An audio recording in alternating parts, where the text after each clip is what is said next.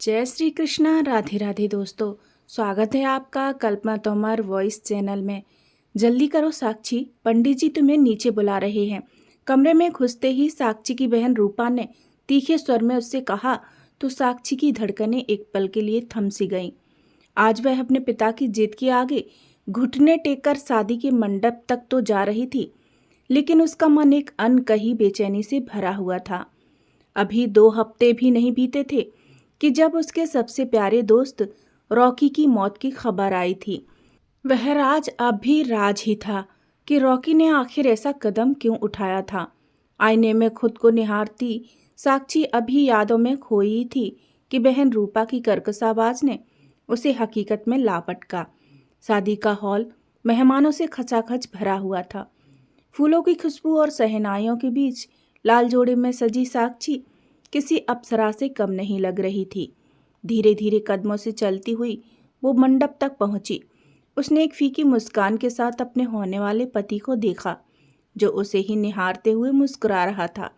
वह उसके बगल में बैठ गई। उसने अपनी मुट्ठियों को आपस में कस रखा था।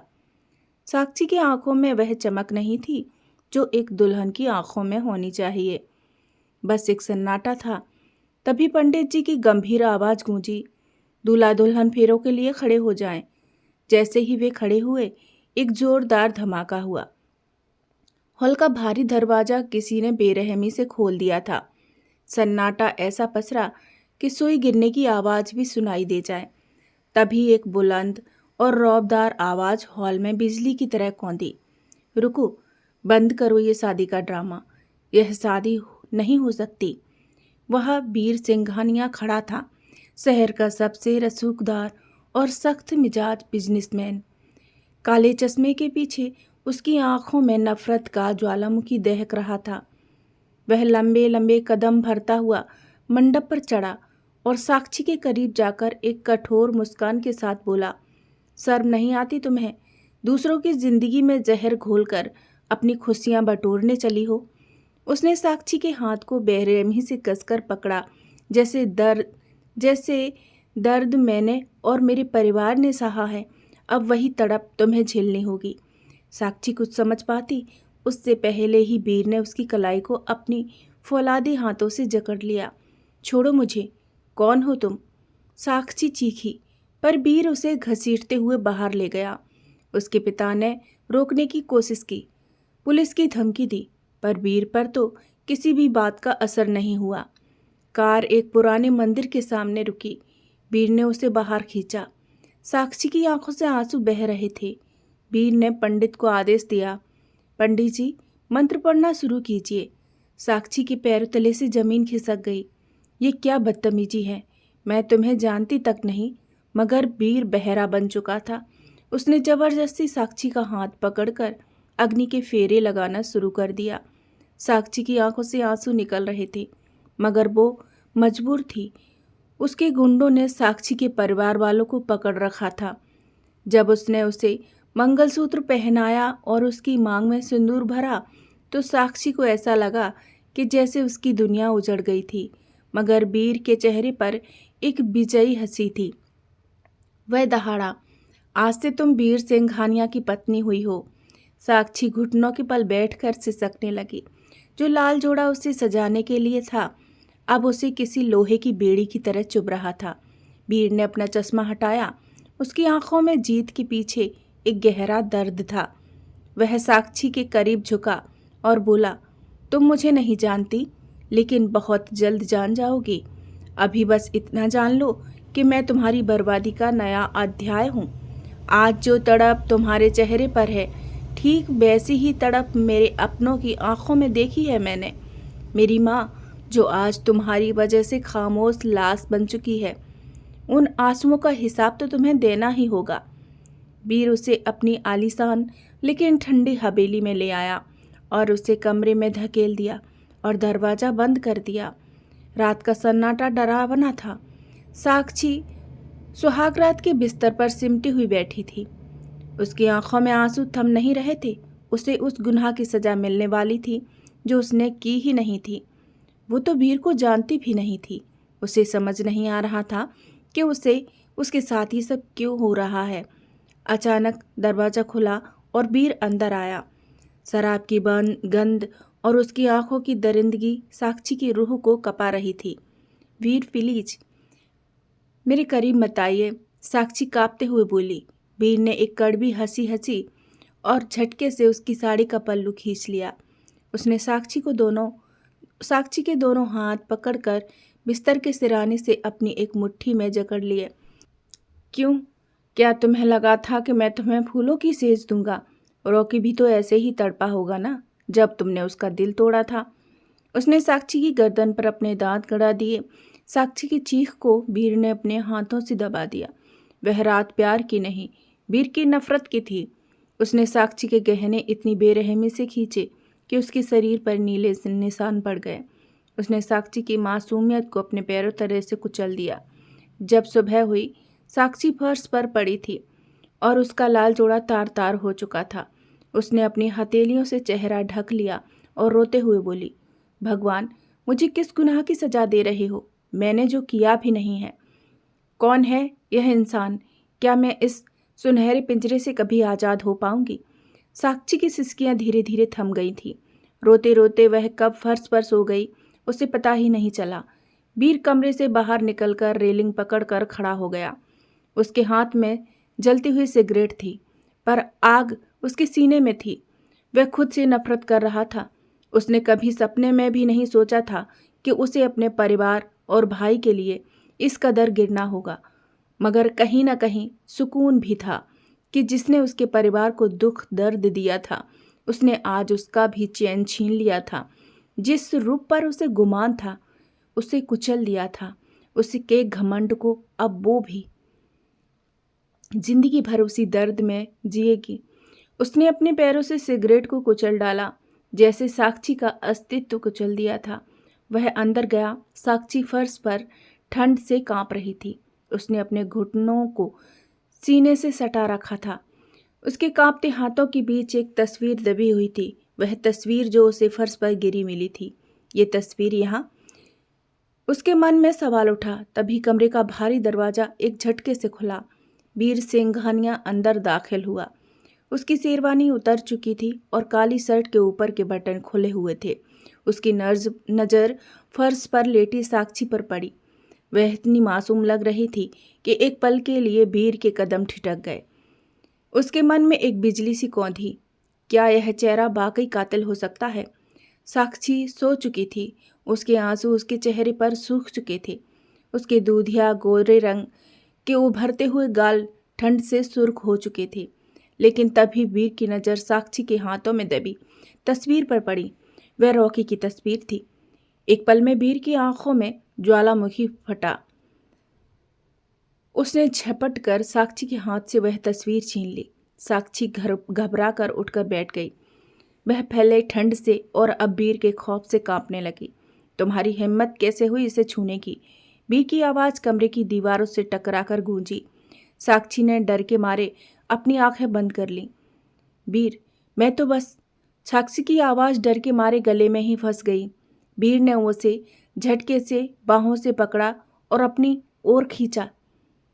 क्या देखना चाहती थी तुम कि मेरे भाई की जान लेकर तुम कितनी कामयाब हुई? यह तस्वीर उस इंसान की है जिसे तुमने मार डाला। वीर का चेहरा साक्षी के इतने करीब था कि साक्षी उसकी गर्म सांसें अपने चेहरे पर महसूस कर सकती थी। गुस्से के बावजूद वीर की नज़रें साक्षी के नीले पड़ते होंठों पर गई। वह ठंड से बुरी तरह से थरथरा रही थी। वीर ने उसे झटके से छोड़ा, लेकिन उसका गुस्सा अब एक अजीब सी बेचैनी में बदल गया था। वह उसे दर्द देना चाहता था, पर उसे ठंड में ठिठुरता देख उसका कलेजा जैसे किसी ने मसोस दिया हो। उसने अलमारी से एक रेशमी कंबल निकाला और साक्षी की ओर फेंकते हुए कड़क आवाज में कहा, ओढ़ लो इसे। मैं नहीं चाहता कि तुम बीमार पड़कर मेरी सजा से बच जाओ। अभी तो तुम्हें बहुत कुछ सहना है। अभी मैंने सिर्फ कर वसूला है, उसका ब्याज अभी बाकी है। डर के मारे साक्षी की धड़कन तेज हो गई थी। साक्षी ने कांपते हाथों से कंबल में खुद को लपेटा। वीर ने उसका हाथ पकड़ा और सोफे पर पटकते हुए बोला, यहाँ मर जाओ, और वैसे भी मैं तुम्हें तब तक नहीं मरने दूंगा जब तक अपना ब्याज नहीं वसूल लेता। तुमसे शादी मैंने अपनी खुशी के लिए नहीं, नफ़रत के लिए की है, सिर्फ हिसाब बराबर करने के लिए की है। इसलिए कभी मुझसे कोई उम्मीद मत रखना कि मैं तुम पर दया दिखाऊंगा या तरस खाऊंगा। वीर की आंखों में साक्षी के लिए सिर्फ नफ़रत थी। देखिए, जिस रॉकी की आप बात कर रहे हैं वो तो साक्षी अपनी बात पूरी करती उससे पहले ही वीर उसके बालों को पकड़कर अपना चेहरा उसके पास करके दांतों को पीसते हुए बोला, अपनी इस गंदी जुबान से मेरे रॉकी का नाम भी मत लेना, वरना तुम्हारी ज़िंदगी और भी बदतर हो जाएगी, समझी तुम। उसने झटके से उसे छोड़ा तो वो लड़खड़ा गई। वीर खिड़की के पास जाकर खड़ा हो गया। उसकी पीठ साक्षी की तरफ थी।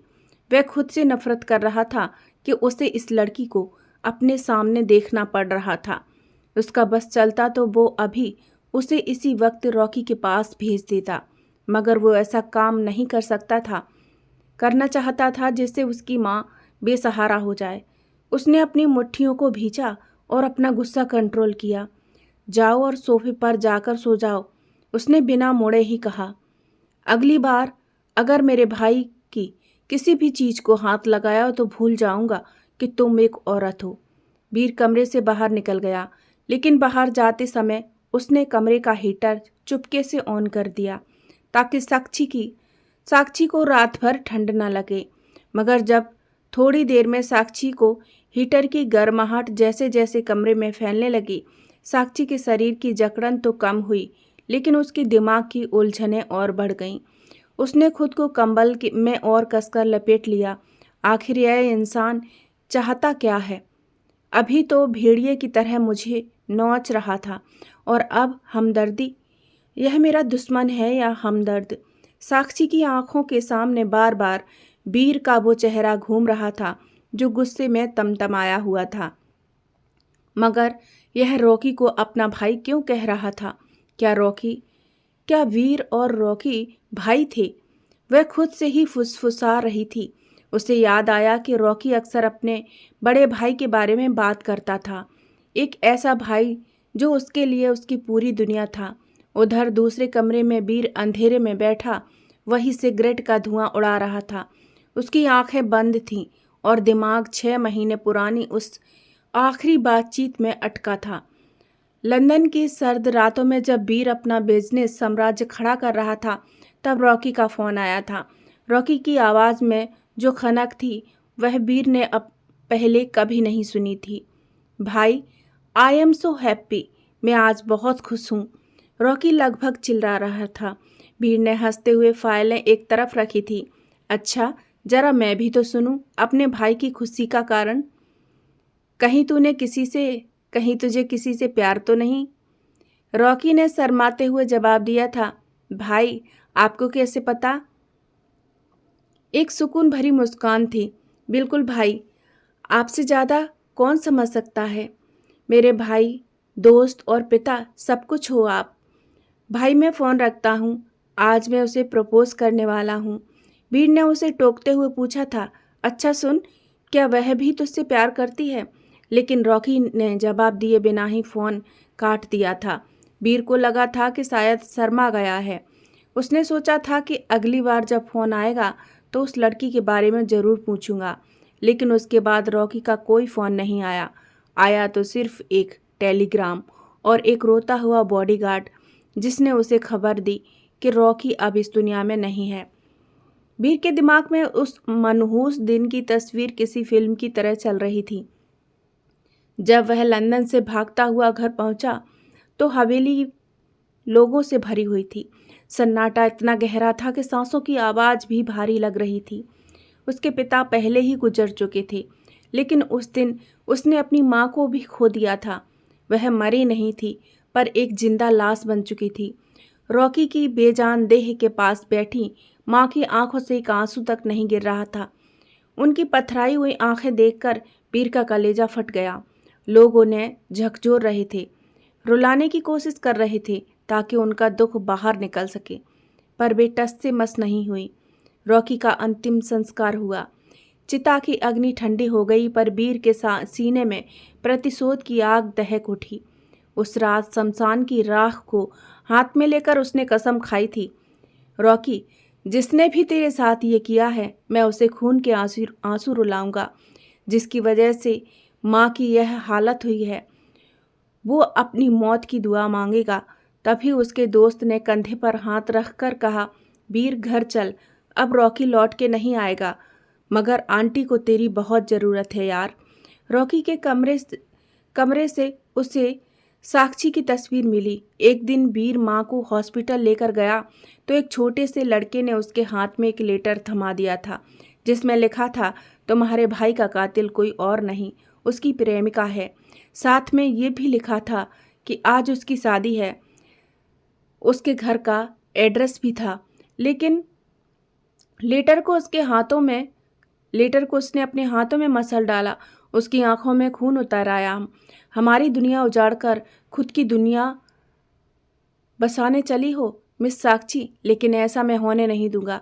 जिस तरह तुमने हमें खून के आंसू रुलाए हैं उसी तरह तुम्हें भी रोना पड़ेगा।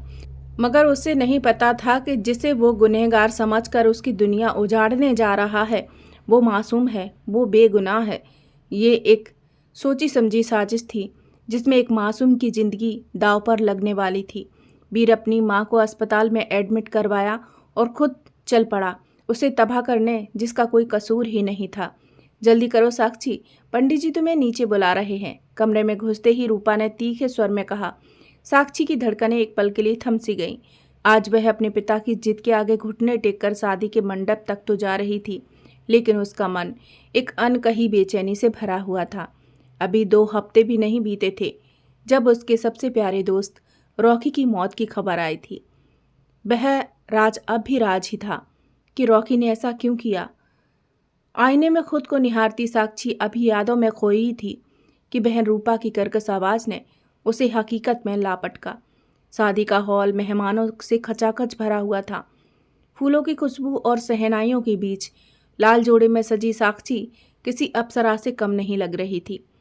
उसने एक फीकी मुस्कान के साथ अपने होने वाले पति को देखा जो उसे निहारते हुए मुस्कुरा रहा था। साक्षी की आंखों में वह चमक नहीं थी जो एक दुल्हन की आंखों में होनी चाहिए। बस एक सन्नाटा था। तभी पंडित जी की गंभीर आवाज गूंजी, दूल्हा दुल्हन फेरों के लिए खड़े हो जाएं। जैसे ही वे खड़े हुए एक जोरदार धमाका हुआ। हॉल का भारी दरवाजा किसी ने बेरहमी से खोल दिया था। सन्नाटा ऐसा बसरा के सुई गिरने की आवाज भी सुनाई दे जाए। तभी एक बुलंद और रौबदार आवाज हॉल में बिजली की तरह कौंधी, रुको, बंद करो ये शादी का ड्रामा, ये शादी नहीं हो सकती। वह वीर सिंह सिंघानिया खड़ा था जो शहर का सबसे रसूखदार और सख्त मिजाज बिजनेसमैन था। काले चश्मे के पीछे उसकी आंखों में नफरत का ज्वालामुखी दहक रहा था। वो लंबे लंबे कदम भरता हुआ मंडप पर चढ़ा और साक्षी के करीब जाकर एक कठोर मुस्कान के साथ बोला, शर्म नहीं आती तुम्हें? दूसरों की जिंदगी में जहर घोलकर अपनी खुशियां बटोरने चली हो। जैसा दर्द मैंने और मेरे परिवार ने सहा है वह वही तड़प तुम्हें भी झेलनी होगी। साक्षी कुछ समझ पाती उससे पहले ही वीर ने उसकी कलाई को अपनी फौलादी हाथों में जकड़ लिया। छोड़ो मुझे, कौन हो तुम? साक्षी चीखी, पर वीर उसे घसीटते हुए बाहर ले गया। उसके पिता ने रोकने की कोशिश की, पुलिस की धमकी दी, पर वीर पर किसी भी बात का असर नहीं हुआ। कार एक पुराने मंदिर के सामने रुकी। वीर ने उसे बाहर खींचा। साक्षी की आंखों से आंसू बह रहे थे। वीर ने पंडित को आदेश दिया, पंडित जी, मंत्र पढ़ना शुरू कीजिए। साक्षी के पैरों तले से जमीन खिसक गई। ये क्या बदतमीजी है, मैं तुम्हें जानती तक नहीं। मगर वीर बहरा बन चुका था। उसने जबरदस्ती साक्षी को अग्नि के फेरे दिलवाए, मंगलसूत्र पहनाया और उसकी मांग में सिंदूर भर दिया। एक विजयी हंसी के साथ वह दहाड़ा, आज से तुम वीर सिंघानिया की पत्नी हुई। वीर अपनी उन यादों के अंधेरे में डूबा ही था कि अचानक कमरे के बाहर से साक्षी के चीखने की आवाज़ आई। वह बदहवास होकर चिल्ला रही थी। वीर ने झटके से दरवाज़ा खोला तो सामने साक्षी कांप रही थी। एक नन्हा सा चूहा फर्श पर दौड़ रहा था जिसे डरकर साक्षी ने सुध बुध खो दी थी और सीधे वीर की ओर छलांग लगा दी। अगले ही पल साक्षी वीर के सीने से लगी हुई थी। उसने अपने दोनों हाथ वीर की कमर के इर्द गिर्द कस दिए थे और अपना चेहरा उसके चौड़े सीने में छुपा लिया था। उसकी आंखें बंद थीं और वह डर के मारे बुरी तरह से थरथरा रही थी। वीर का शरीर लोहे की तरह सख्त हो गया था। उसकी मुट्ठियां भिज गई थीं। अभी कुछ पल पहले ही तो वह उसी लड़की को तबाह करने की कसम खा रहा था और अब वही लड़की उसके दिल की धड़कनों के इतने करीब थी। वीर ने चाहा कि उसे धक्का देकर दूर कर दे, लेकिन साक्षी की पकड़ इतनी मासूम और मजबूत थी कि उसके हाथ हवा में ही रुक गए। साक्षी की तेज धड़कनें वीर को अपनी शर्ट के पार महसूस हो रही थी। उसके बालों से मोगरे की वही धीमी खुशबू आ रही थी जो वीर के गुस्से को धीरे धीरे पिघला रही थी। डर लग रहा है, साक्षी ने दबी हुई आवाज में फुसफुसाया। उसका चेहरा अभी भी वीर की छाती में धंसा हुआ था। वीर ने एक गहरी सांस ली। उसने नफरत करने की लाख कोशिश की, पर उसकी उंगलियां अनजाने में ही साक्षी की पीठ पर थिरकने लगीं। वह उसे संभाल रहा था। एक पल के लिए वह भूल गया कि वह रॉकी की गुनहगार है। उसे बस इतना एहसास था कि वह बहुत छोटी है, बहुत नाजुक है। चला गया वो। शांत हो जाओ। वीर की आवाज़ में वह कड़वाहट नहीं थी, बल्कि एक ऐसी नरमी थी जिसने खुद उसे भी हैरान कर दिया। साक्षी ने धीरे से अपनी आंखें खोली और ऊपर वीर की ओर देखा। उसकी नज़रें मिलते ही वक्त जैसे ठहर सा गया। वीर की आंखों में नफरत और प्यार की एक अजीब जंग चल रही थी। उसने साक्षी के चेहरे को अपनी हथेलियों में लिया, अंगूठा उसके गाल पर फिराया और वीर की आवाज़ भारी हो गई। उसने उसके बालों को पीछे से कसकर मुट्ठियों में कस लिया। साक्षी, तुम इतनी मासूम क्यों बनती हो? उसकी आवाज़ में गुस्सा था। जो लड़की एक इंसान की, वो एक चूहे से कैसे डर सकती है? तुम सच में डरती हो या मेरे करीब आने के बहाने ढूंढती हो? उसने गुस्से में साक्षी को दीवार से सटा दिया और कंधे से पकड़कर धकेल दिया। साक्षी लड़खड़ाकर सोफे के किनारे से गिर गई थी। वीर तेजी से कमरे से निकलकर सामने छज्जे की रेलिंग पकड़कर खड़ा हो गया। उसकी आंखें आंसुओं से भीग गई थी। हाथ में सिगरेट थी, मगर आग उसके सीने में जल रही थी। उसने जो कसम खाई थी उसे पूरा नहीं कर पा रहा था। उसने गुस्से में अपनी मुट्ठियों को कसकर भींच लिया। साक्षी, मैं तुम पर दया नहीं करूँगा। तुम्हें तुम्हारे किए की सज़ा जरूर मिलेगी। उसने सिगरेट को गुस्से में इस तरह जूते से मसल दिया जैसे सारा गुस्सा उसी पर निकाल रहा हो। उधर साक्षी ने खुद के कंधों को टटोला जहां वीर की पकड़ के निशान थे। उसकी आंखें आंसुओं से भीग गईं। उसे उस गुनाह की सजा मिल रही थी जो उसने किया ही नहीं था। साक्षी की नींद उजड़ चुकी थी। वीर की पकड़ इतनी सख्त थी कि उसकी कलाइयों पर उंगलियों के नीले निशान उभर आए थे। वीर की आंखों में नफरत का वह पुराना सैलाब फिर से लौट आया था, जिसमें दया की कोई जगह नहीं थी। उठो, वीर ने उसे झकझोरते हुए कहा। जब तक मेरे भाई की रूह भटक रही है, तुम इस रेशमी बिस्तर पर चैन से नहीं सो सकती हो। बाहर निकलो यहाँ से। साक्षी लड़खड़ाती हुई कमरे से बाहर निकल गई थी। उसका दिल बुरी तरह से धड़क रहा था। वीर उसे घसीटते हुए हवेली के उस हिस्से में ले गया जहां ताला लटका हुआ था। धूल और सन्नाटों से भरा वह कमरे का दरवाजा वीर ने एक झटके से खोला। देखो इसे। वीर ने दीवार पर टंगी एक बड़ी तस्वीर की ओर इशारा किया। साक्षी की नजरें तस्वीर पर पड़ी और उसकी चीख निकल गई। वह रॉकी था, उसका वही दोस्त जो हमेशा हंसता रहता था। तस्वीर पर फूलों की ताज़ा माला चढ़ी हुई थी। साक्षी की आंखों से झरझर आंसू बहने लगे थे। रॉकी, यह आपका भाई था, लेकिन इसकी मौत। वीर, आप मुझे इसका गुनहगार क्यों समझ रहे हैं? रॉकी तो मेरा सबसे अच्छा दोस्त था। जब साक्षी ने उसे अपना दोस्त बताया तो वो एक कड़वी हंसी हंसा। उसने मेज पर पड़ा एक लिफाफा उठाकर साक्षी के मुंह पर मारा। दोस्ती ऐसी होती है दोस्ती।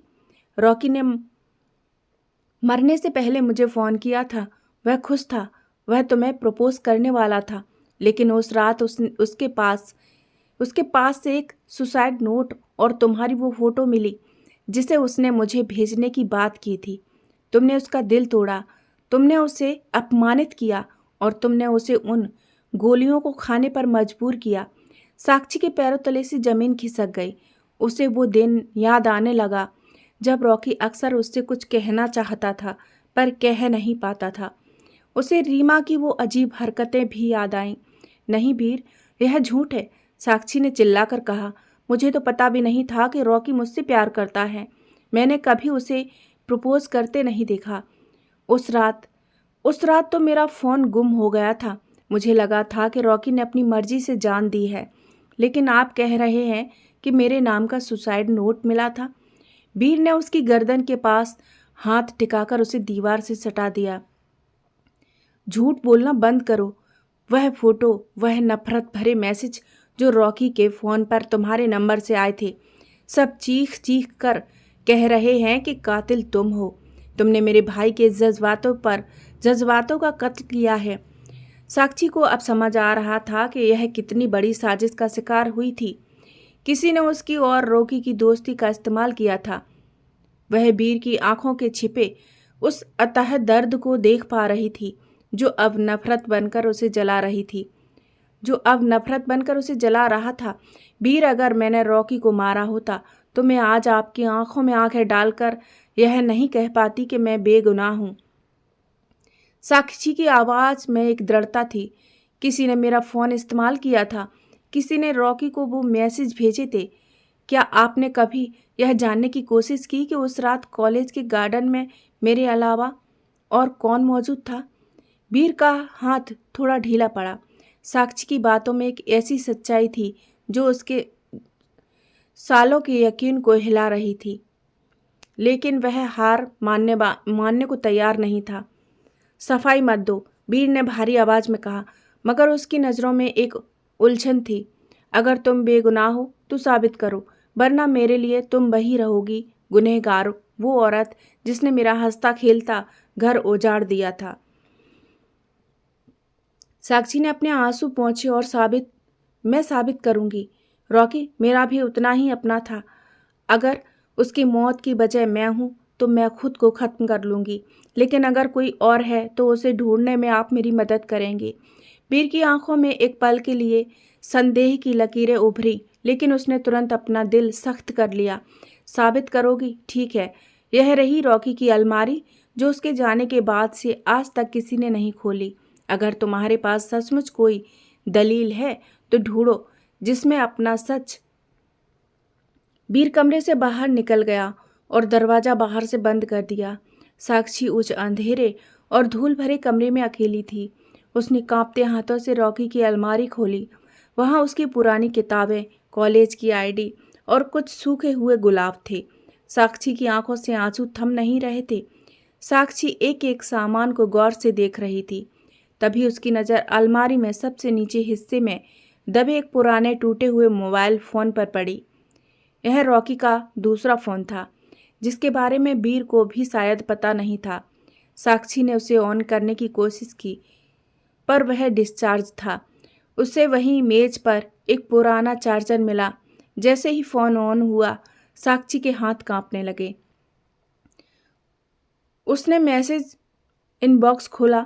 वहाँ उसके नाम से भेजे गए ढेरों मैसेज थे, नफ़रत भरे, जलील करने वाले मैसेज। तुम्हारी औकात क्या है रॉकी?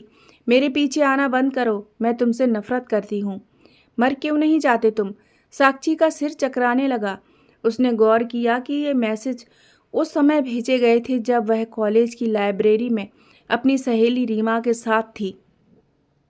उसे याद आया कि उस दिन उसने अपना फ़ोन रीमा को प्रोजेक्ट के लिए दिया था। तभी उसकी नज़र एक वॉइस नोट पर पड़ी जो रॉकी ने रिकॉर्ड किया था, लेकिन कभी सेंड नहीं कर पाया। साक्षी ने उसे प्ले किया। रॉकी की भर्राई हुई आवाज़ गूंजी, साक्षी, मुझे यकीन नहीं हो रहा कि तुम ये सब लिख रही हो। रीमा ने तो कहा था कि तुम मुझसे मिलना चाहती हो, लेकिन ये मैसेज, अगर तुम चाहती हो कि मैं तुम्हारी ज़िंदगी से चला जाऊं, तो ठीक है, आज के बाद तुम्हें मेरा चेहरा नहीं दिखेगा। साक्षी के पैर सुन्न हो गए। रीमा, यह सब रीमा ने किया था। उसने जोर जोर से दरवाज़ा पीटा। बीर, दरवाज़ा खोलिए, मुझे सच मिल गया है। बीर ने दरवाज़ा खोला। उसके चेहरे पर अब भी वही बेरुखी थी। क्या नाटक है अब? साक्षी ने बिना कुछ कहे वह वॉइस नोट प्ले कर दिया। जैसे जैसे रॉकी की आवाज़ कमरे में गूंजी, बीर के हाथ से सिगरेट छूटकर गिर गई। उसके चेहरे का रंग उड़ गया। वह आवाज़, वह दर्द। बीर को पहचानते देर नहीं लगी कि रॉकी को गुमराह किया गया था। रीमा ने कहा था, बीर ने दोहराया। उसकी आवाज़ फटने लगी। इसका मतलब रॉकी को लगा कि मैसेज तुमने किए हैं, जबकि वह रीमा थी। साक्षी ने रोते हुए फ़ोन बीर की तरफ बढ़ा दिया। बीर, रीमा रॉकी से प्यार करती थी, वह हमसे जलती थी। उसने मेरा फ़ोन इस्तेमाल किया ताकि रॉकी को लगे कि मैं उससे नफ़रत करती हूँ। बीर ने अपना सिर पकड़ लिया। उसने जिस लड़की को हफ्तों से टॉर्चर किया था, जिसे अपनी नफ़रत का निशाना बनाया, वह तो खुद एक शिकार थी। उसने धीरे से साक्षी की ओर देखा। साक्षी फर्श पर बैठ गई थी। उसकी आंखों में रॉकी को खोने का दुख और खुद पर लगे कलंक के धुलने का सुकून दोनों एक साथ थे। बीर धीरे से उसके पास आया। उसके हाथ साक्षी के कंधे पर बढ़े, पर वह उसे छूने की हिम्मत नहीं कर पा रहा था। उसका अहंकार, उसकी कसम, उसकी नफरत सब एक पल में ताश के पत्तों की तरह ढह गई थी। साक्षी, मैंने क्या कर दिया? बीर की आवाज़ में एक ऐसा दर्द था जो साक्षी की चीख से भी गहरा था। साक्षी की आंखों के सामने कॉलेज के दिनों की एक धुंधली फिल्म चलने लगी। उसे याद आया वह दिन जब कॉलेज के गार्डन में रीमा ने रॉकी का हाथ पकड़कर उसे रोकने की कोशिश की थी। साक्षी उस दिन दूर खड़ी थी। उसे पूरी बात सुनाई नहीं दी थी, लेकिन आज रॉकी के उस वॉइस नोट ने सब कुछ साफ कर दिया था। कॉलेज की कैंटीन के पीछे रीमा ने रॉकी को अकेला पाकर अपना दिल खोल कर रख दिया था। रॉकी, मैं तुमसे प्यार करती हूँ। साक्षी में ऐसा क्या है जो मुझ में नहीं? वह तो तुम्हें भाव भी नहीं देती और मैं तुम्हारे लिए पागल हूँ। रीमा की आवाज़ में जुनून और सनक थी। रॉकी ने बड़ी बेरुखी से उसका हाथ झटक दिया था। रीमा, प्यार जबरदस्ती नहीं होता। मेरे दिल में सिर्फ साक्षी है और रहेगी। दोबारा मेरे और उसके बीच आने की कोशिश मत करना, वरना मुझसे बुरा कोई नहीं होगा। रॉकी वहाँ से चला गया था, लेकिन रीमा के चेहरे पर जो नफरत और अपमान की आग थी, उसे साक्षी ने दूर से देखा तो था, पर समझ नहीं पाई थी। रीमा ने वही कसम खाई थी कि अगर रॉकी मेरा नहीं हो सकता तो साक्षी का भी कभी नहीं होगा। साक्षी ने कांपती आवाज़ में बीर को सब बताया। बीर, रीमा हमेशा मुझसे कहती थी कि रॉकी अच्छा लड़का नहीं है। वह मेरे फ़ोन से रॉकी को मैसेज करती थी और फिर उन्हें डिलीट कर देती थी ताकि मुझे पता न चले। लेकिन रॉकी को यकीन दिला दिया कि मैं उससे नफ़रत करती हूँ और मुझे यकीन दिला दिया कि रॉकी मुझे भूल चुका था। बीर के पैर जैसे ज़मीन को छोड़ चुके थे। वह जिस नफ़रत को ढाल बनाकर जी रहा था, वह ढाल आज उसी के सीने में आकर लगी थी। उसने जिस साक्षी को कातिल कहा, वह तो खुद उस साजिश की सबसे बड़ी शिकार थी। बीर ने लड़खड़ाते कदमों से उसकी ओर हाथ बढ़ाया। साक्षी, मैंने तुम पर हाथ उठाया, तुम्हें जलील किया, सिर्फ उस एक झूठ के लिए। मैं अपने भाई की मौत का सच नहीं देख पाया और तुम्हें सजा देता रहा। बीर की आंखों से अब आंसू बहने लगे थे। वह घुटनों के बल बैठ गया और साक्षी की हथेली को अपने माथे से लगा लिया। मुझे मार डालो साक्षी, पर मुझे माफ़ मत करना। मैं तुम्हारे साथ वो सब कर गया जो कोई दुश्मन भी नहीं करता। साक्षी ने देखा कि बीर का शरीर पछतावे से कांप रहा था। नफरत करने वाला बीर अब खुद अपनी ही नज़रों में गिर चुका था। लेकिन साक्षी के मन में अब सिर्फ एक ही बात थी, रीमा। उस औरत ने न केवल रॉकी की जान ली थी, बल्कि बीर और साक्षी की जिंदगी को भी नर्क बना दिया था। साक्षी ने अपना हाथ बीर के सिर पर रखा। बीर, रोने से रॉकी वापस नहीं आएगा और ना ही मेरा बीता हुआ कल। अगर आप वाकई प्रायश्चित करना चाहते हैं तो उस इंसान को सज़ा दिलाइए जिसने हम सब के साथ यह सब खेल खेला है। वीर की आंखों में अब एक नई आग थी। यह आग नफरत की नहीं, न्याय की थी। उसने झटके से अपना फ़ोन उठाया और अपने सबसे खास आदमी को फ़ोन लगाया। पता लगाओ कि रीमा कहाँ है। उसे जिंदा चाहिए, इसी हवेली में, आज रात। हवेली का हॉल आज किसी कोर्ट कचहरी से कम नहीं लग रहा था। रॉकी की बड़ी सी तस्वीर के सामने एक मोमबत्ती जल रही थी, जिसकी रोशनी रीमा के खौफज़दा चेहरे पर पड़ रही थी। वीर के आदमी रीमा को घसीटते हुए अंदर लाए और उसे रॉकी की तस्वीर के ठीक सामने फर्श पर पटक दिया। साक्षी दूर खड़ी अपनी सिसकियों को रोक रही थी, जबकि वीर एक दहकते हुए अंगारे की तरह रीमा के सामने खड़ा था। देखो इसे रीमा। वीर की आवाज़ में वह ठंडक थी जो किसी का भी खून जमा दे। यह मेरा भाई था और तुम कहती थी कि तुम इससे प्यार करती हो। रीमा ने कांपती नज़रों से रॉकी की तस्वीर को देखा। रॉकी की वह मुस्कुराती हुई आंखें जैसे उसे धिक्कार रही थीं। रीमा का बांध टूट गया। वह फूट फूट कर रोने लगी और रॉकी की तस्वीर के पैरों में गिर गई। मुझे माफ़ कर दो रॉकी, मुझे माफ़ कर दो। रीमा की चीखें हवेली की दीवारों से टकराने लगी। वह पागलों की तरह तस्वीर को छूने की कोशिश कर रही थी। वीर ने उसे बालों से पकड़ा, ऊपर उठाया। माफ़ी उस माँ से मांगो जो आज एक जिंदा लाश बन गई है। उस साक्षी से मांगो जिसकी आबरू और जिंदगी मैंने तुम्हारी वजह से नीलाम कर दी। रीमा ने हाथ जोड़ लिए। उसके आंसू उसकी महंगी ड्रेस पर गिर रहे थे। वीर सर, मेरा यकीन कीजिए, मैं उसे मारना नहीं चाहती थी। मैं तो बस उसे साक्षी से दूर करना चाहती थी। रॉकी मेरा जुनून था। उसने मुझे बार बार ठुकराया, बार बार मेरा अपमान किया, क्योंकि वह साक्षी को चाहता था। रीमा ने साक्षी की ओर देखा। उसकी आंखों में अब जलन नहीं, सिर्फ पछतावा था। साक्षी, मैंने तुम्हारे फ़ोन से वो नफ़रत भरे मैसेज सिर्फ इसलिए किए थे ताकि रॉकी तुम्हें भूल जाए और मेरी ओर देखे। मुझे लगा था कि दिल टूटने के बाद वह मेरे पास आएगा। मुझे क्या पता था कि वह इतना कमज़ोर निकलेगा कि जान ही दे देगा। साक्षी आगे बढ़ी और उसने पूरी ताकत से रीमा के चेहरे पर एक ज़ोरदार तमाचा जड़ दिया। कमज़ोर वह नहीं था, तुम थी रीमा। साक्षी की आवाज़ कांप रही थी। तुम्हारी मोहब्बत इतनी ओछी थी कि तुमने उसकी जान की परवाह तक नहीं की। तुमने सिर्फ रॉकी को नहीं मारा, तुमने वीर के भरोसे को मारा है, उसकी माँ की मुस्कान को मारा है और मेरी गरिमा को चोट पहुँचाई। रीमा फर्श पर गिर गई, बुरी तरह से बिलखने लगी। मैं मर जाना चाहती हूँ। रॉकी के बिना मैं वैसे भी पल पल मर रही हूँ। मुझे पुलिस के हवाले कर दो। वीर सर, शायद जेल की काल कोठरी में मुझे उन गुनाहों से राहत मिले जो मुझे हर रात सोने नहीं देती। वीर ने एक गहरी और ठंडी सांस ली। उसने रीमा की ओर देखा, जो अब केवल एक दयनीय शरीर मात्र रह गई थी। उसने पुलिस को फ़ोन किया।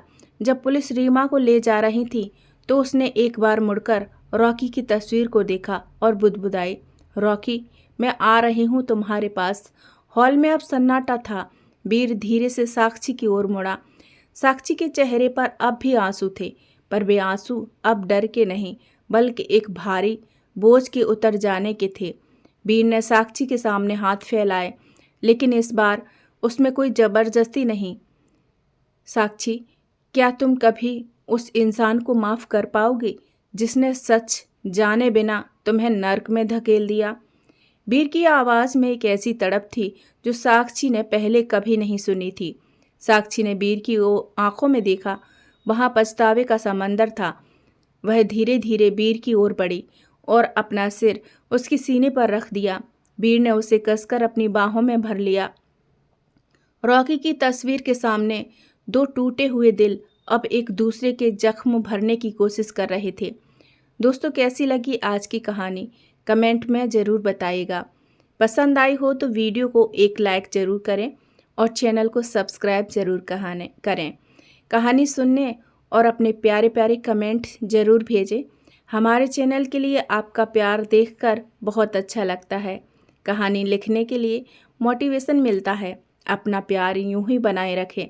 आप लोग कहानी पूरी सुनते हैं, उसके लिए दिल से बहुत बहुत धन्यवाद। कोशिश करूँगी कि और ज़्यादा आपकी पसंद की कहानियाँ लेकर आऊँ। तो मिलते हैं दोस्तों अगली ऐसी ही रोमांटिक और सस्पेंस भरी कहानी में। तब तक के लिए जय श्री कृष्णा, राधे राधे।